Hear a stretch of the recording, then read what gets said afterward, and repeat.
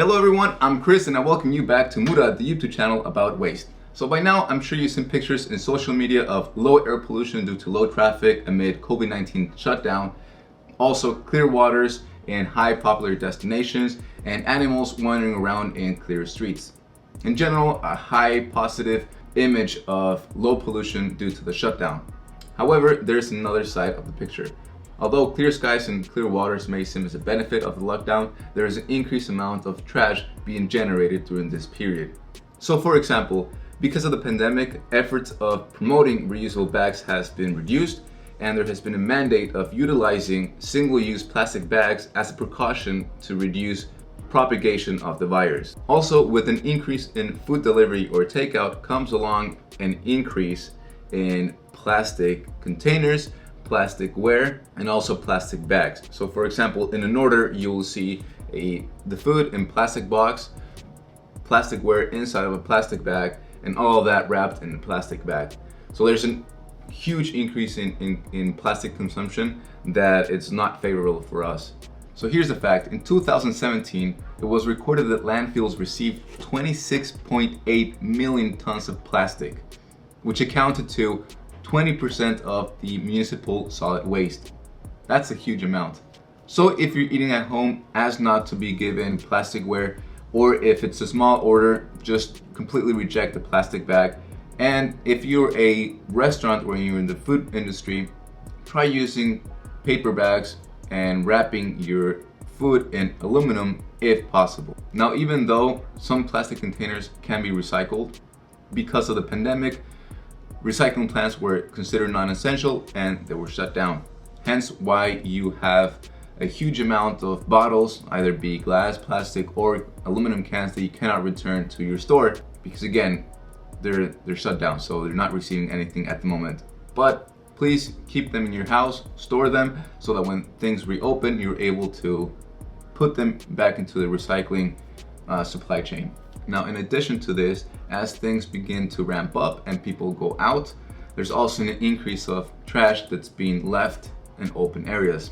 As an example, let's take a look at this. There was a game a couple of days ago, just a pickup game, and people decided to leave their water bottles. And it's unfortunate because it's a nice university, it's a nice area, and it's a shame to see trash around the area. So follow me. Let me show you how many.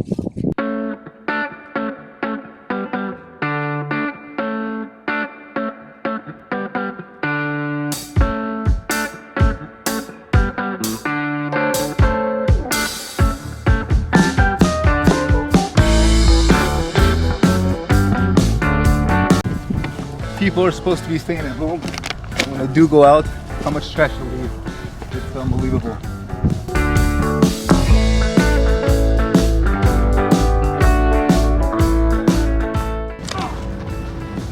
Hey, you want some pizza? I mean, who says, let's go outside, eat some food, and leave our trash outside? I mean, come on. You see people doing this, please suggest them to throw them away in trash cans.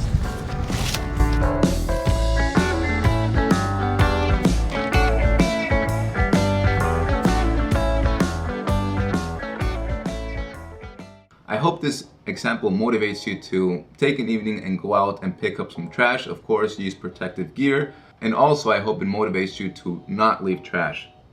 So here's another fact. Americans buy 50 billion plastic bottles every year, and only 1 in every 4 are recycled.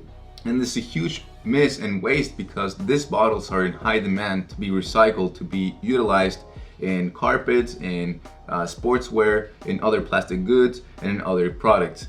So by not putting these plastic bottles back in the life cycle, we're missing huge opportunities and we're creating a lot of waste. So if you want water on the go, I highly suggest that instead of using a plastic bottle like this one, that you use reusable plastic containers like this ones that you can refill multiple times and they will last you longer than a plastic bottle. So by using this type of liquid containers, you can eliminate the need of 100 disposable water bottles a year. Now, another fact is that on average, a typical plastic bottle like this contains only 4 cents worth of water. So instead of wasting your money on logistics and on the container, I highly suggest that you invest in something like this. Now, unfortunately, things don't stop in trash being generated by consumption. The other form of waste comes in the form of food. So because of the shutdown in restaurants, hotels, sport venues, educational institutions such as universities and schools, there has been a sudden decrease in demand in fresh produce. So what happens is that a lot of food is being dumped every day. So for example, let's take a look here. Dairy Farmers of America estimated that as many as 3.7 million gallons of milk are being dumped every day.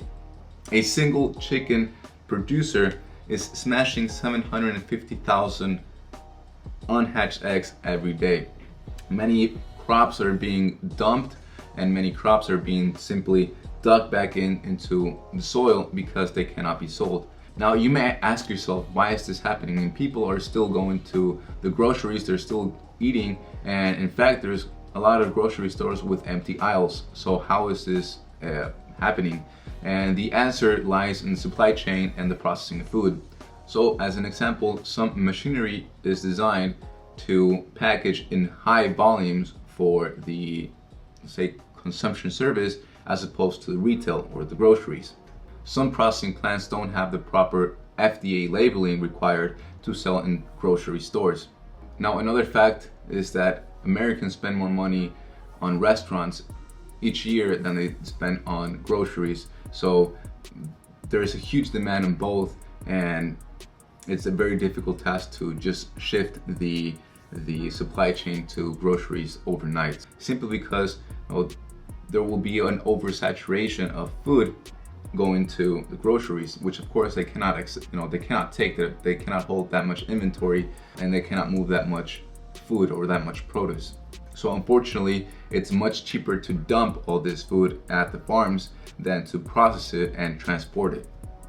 Now, you may also think or may suggest, hey, well, what about donating this product? Yes, that is a solution, and many people are donating the food.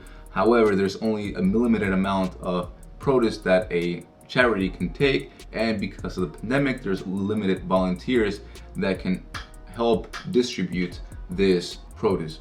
So at the moment, farmers are trying to go through this time, hoping that everything's gonna get back to normal, and actually they have to still plant and prepare their crops for the next couple of weeks, hoping again that everything goes back to normal.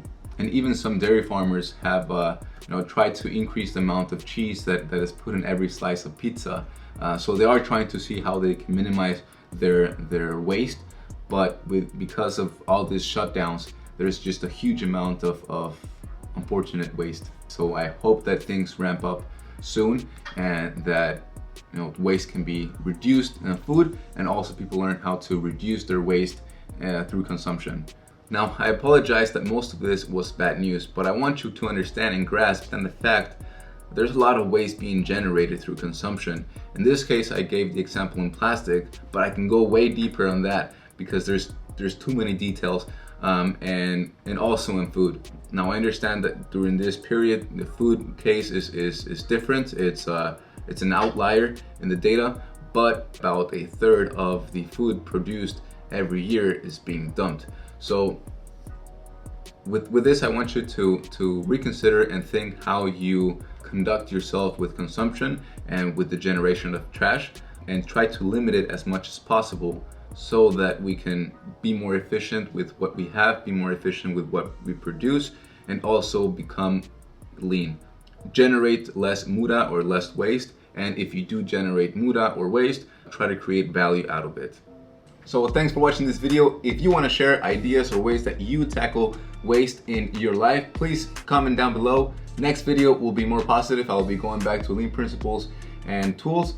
So in the meantime, stay safe, stay healthy, and be simply lean. Thanks for watching. Until next time.